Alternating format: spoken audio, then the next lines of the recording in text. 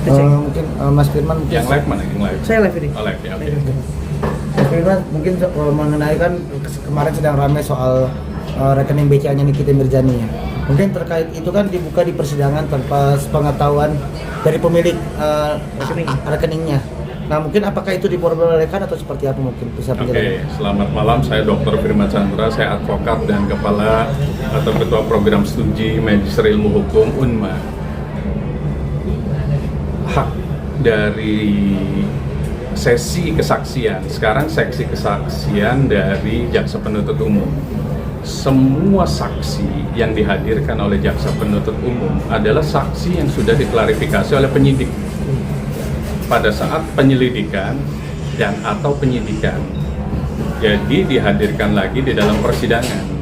Dan jaksa penuntut umum adalah kepanjangan dari penyidik dan pelapor. Jadi dalam hukum acara pidana di dalam persidangan itu pelapor dan polisi diwakili oleh jaksa penuntut umum, terdakwa diwakili oleh kuasa hukum, kira-kira begitu.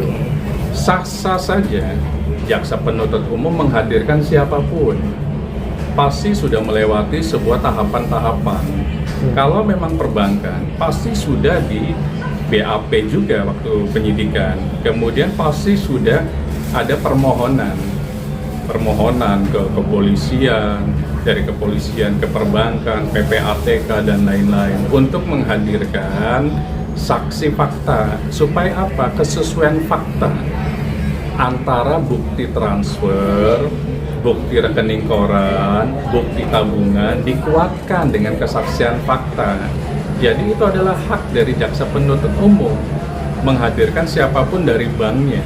Tidak ada pelanggaran hukum di situ.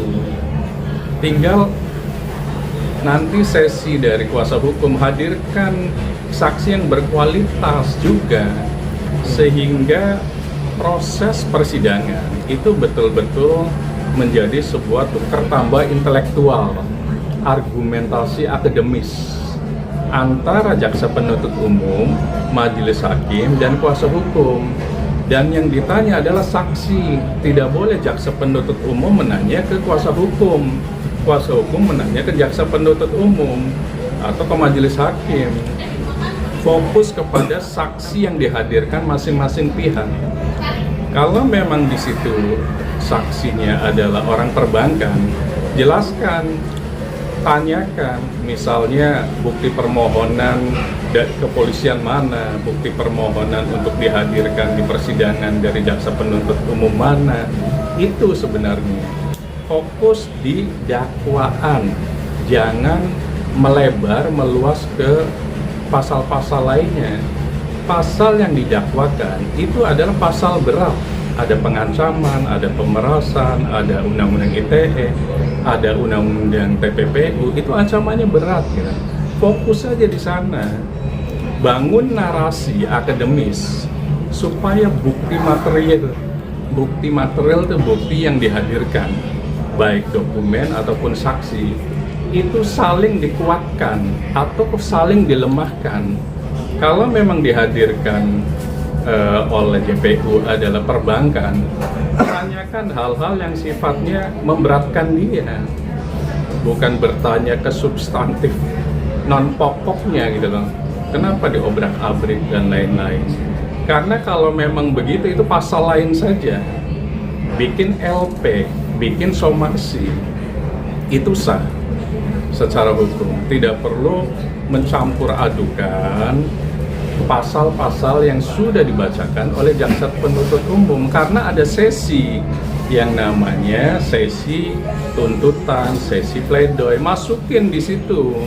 Kalau memang keberatan, masukkan dalam keberatan di pledoi. Jaksa penuntut umum juga sama, kalau keberatan terhadap saksi dari kuasa hukum, masukkan di tuntutan. Biarkan hakim memberikan pertimbangan putusan. Fokus kuasa hukum, bagaimana caranya agar terdakwa bisa bebas. Oke, nah ini kan yang lagi dipermasalahkan sama Niki adalah ketika dia merasa rekeningnya itu diobrak-abrik lah bahasanya, dibongkar di persidangan, saldonya sekian, ada uang masuk sekian segala macam. Secara hukum pidana, kalau dihukum sendiri bang, dan fakta persidangan, berhakkah BCA, mungkin banyak yang belum tahu ya bang, berhak BCA itu untuk menyampaikan kepada hakim, membuka fakta yang besar-besarnya bang? Pada saat dalam persidangan, semuanya dimulai dari pertanyaan. Tidak boleh saksi itu berstatement tanpa ada pertanyaan. Jadi pasti dimulai dari pertanyaan. Kenapa muncul itu? Apakah sah secara hukum? Supaya kasus ini menjadi terang benderang. Apakah terdakwa melakukan atau tidak? Kalau tidak melakukan, bebas terdakwa. Kalau melakukan, berarti kan dihukum. Kira-kira begitu. Jadi tukar tambah intelektual itu ada pada saat persidangan. Saksi fakta itu yang harusnya dikuatkan dengan pertanyaan-pertanyaan yang berkualitas sehingga menyudutkan saksi, bukan emosional dalam persidangan. Karena apa? Hakim itu sebenarnya udah tahu mana yang benar, mana yang salah. Jangan sampai menjadi hal-hal yang memberatkan. Karena putusan majelis hakim itu dimulai dari pertimbangan hal-hal yang memberatkan dan hal-hal yang meringankan. Jangan sampai hal-hal yang meringankan sedikit, hal-hal yang memberatkan banyak. Itu menjadi sebuah ironi putusannya nantinya. Karena apa? Hakim punya pengalaman. Dalam satu hari misalnya dia sudah menghandle sidang 10 kasus. Kalau dia pengalamannya 30 tahun, berapa ribu kasus yang sudah dihandle di semua pengadilan seluruh Indonesia. Karena hakim tuh biasanya pindah-pindah. Artinya hakim sudah bisa membaca mana yang benar, mana yang salah, mana yang harus dibebaskan, mana yang harus dihukum. Karena tidak selalu tuntutan itu di-approve oleh majelis hakim. Ada pledoi yang di-approve. Kalau pledoi dari kuasa hukum yang di-approve, bebas terdakwa.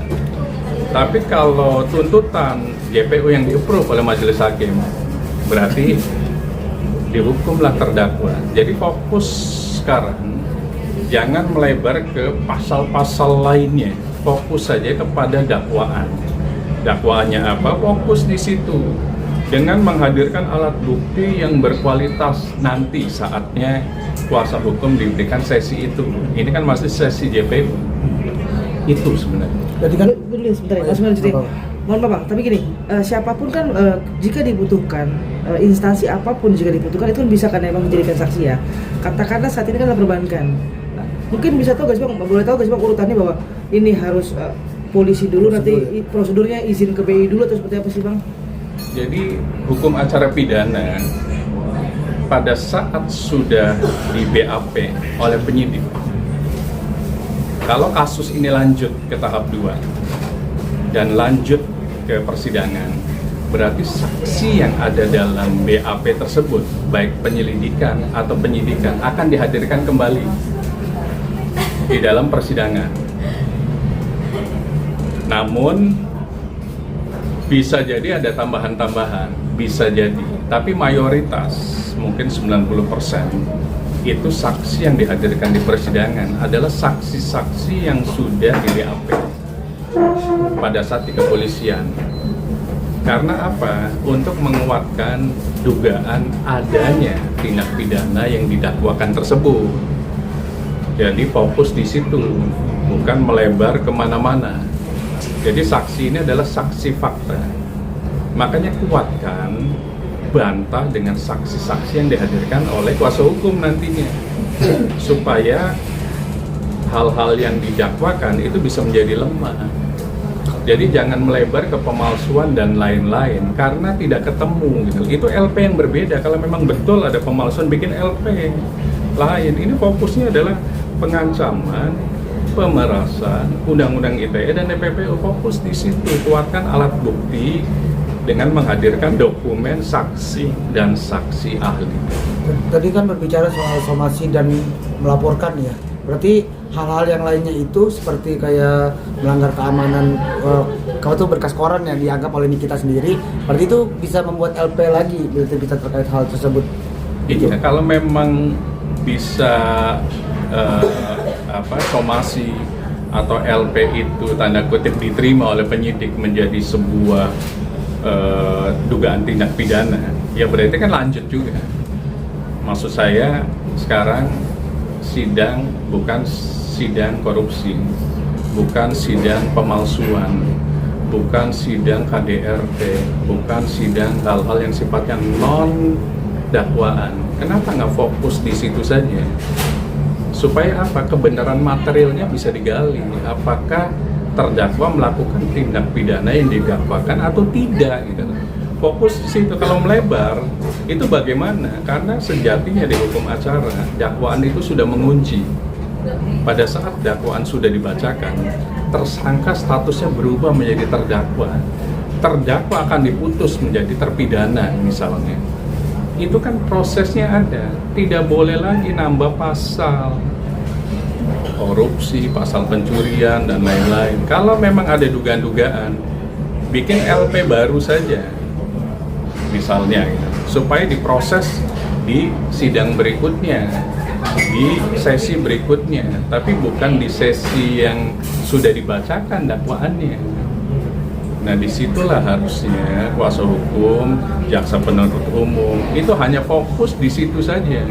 Kalau melebar, nanti susah untuk pertimbangan majelis hakimnya. Aman lagi mau lanjut. Oke, Bang. Ada beberapa saksi lagi yang akan dihadirkan ya, Bang. Baik, nanti mungkin ada saksi dari digital forensik segala macamnya. Di setiap kejadian sidang ini kan selalu ada kisruh segala macamnya, Bang. Abang melihat gak sih, Bang, bahwa ini dibilang terlalu berlarut, terlalu menyepelekan, tidak menghadiri ruang sidang, atau sebenarnya sih Abang melihat kasus ini, Bang? Hakim itu akan memutus berdasarkan tuntutan, berdasarkan pledoi, dan berdasarkan fakta persidangan, pertimbangannya. Kemudian ada hal-hal yang memberatkan, ada hal-hal yang meringankan. Jangan sampai hal-hal yang memberatkan lebih banyak dibanding hal-hal yang meringankan. Jadi fokus di situ supaya persidangan menjadi kondusif. Penonton ini dibuka oleh umum, dibuka untuk umum persidangan. Silakan saja. Tapi jangan membuat gaduh dalam persidangan, karena itu akan menjadi bumerang. Hakim akan bisa menilai. Jadi kenapa mungkin minggu ini adanya screening. Yang masuk ke pengadilan adalah orang yang diduga yang bijak mungkin. Boleh masuk mungkin ya, dari depan kan ada security. Yang mungkin belum bijak atau apa, mungkin di stop dulu. Karena mereka sudah tahu di sidang minggu kemarinnya itu ada hal-hal yang tidak kondusif. Kondusivitas tidak dijaga. Dan pasti kondusivitas itu tidak dijaga dari siapa? Hakim yang menilai. Makanya di minggu ini mungkin ada screening, dan mungkin bisa jadi di minggu depan screeningnya lebih kuat lagi. Hanya media yang boleh masuk. Bisa jadi, kita nggak tahu. Karena apa? Supaya kondusif. Hakim memutus dengan fakta persidangan. Jaksa menuntut dengan fakta persidangan. Kuasa hukum membuat pledoi sesuai fakta persidangan. Bukan adanya hal-hal yang di luar fakta persidangan, termasuk audiens dan penonton. Berarti dengan adanya huru hara seperti itu membuat terlambat nggak sih dengan hasil persidangan nantinya? Masalah itu kan sudah menjadi kebijakan dari pengadilan, termasuk menghadirkan polisi dalam hal ini. Polisi itu bukan backup siapapun. Polisi itu adalah backup supaya kondisivitas persidangan itu betul-betul terjaga. Jadi bukan polisi itu di belakangnya GPU, di belakangnya nggak ada. Karena tugas polisi ini bukan polisi penyidik loh yang menyidik kasus dugaan tindak pidana itu. Ini polisi kan ada bagian-bagian. Bisa jadi dia bagian dari Patwal, mungkin Brimob, mungkin siapa. Jadi nggak ada hubungan dengan kasus ini. Ini polisi itu netral, semata-mata hanya supaya persidangan itu kondusif. Hanya itu saja. Masalah lama atau tidak itu tergantung dari proses persidangan. Kalau gaduh terus ya bisa jadi sidang ditunda. Yang rugi adalah terdakwa. Oke, Bang, terakhir Bang, kira-kira masih ada gak hal-hal yang meringankan Bang? Hal-hal yang meringankan kalau menurut saya masih ada. Makanya saya bilang tadi, kuatkan pada saat saksi dari kuasa hukum. Jadi hadirkan saksi-saksi yang berkualitas supaya tindak pidana ini terang, supaya terdakwa bisa bebas pada saat putusan. Itu yang paling penting. Jangan membuat gaduh lagi. Karena mereka punya tupoksi masing-masing. Jaksa adalah penuntut, hakim pemutus, kuasa hukum adalah pembela. Jadi masing-masing ini punya tupoksi dan domainnya itu nggak boleh saling ada irisan gitu. Jadi kuatkan di situ. Itu yang paling penting. Sip. Makasih ya, Bang. Terima kasih ya Bang.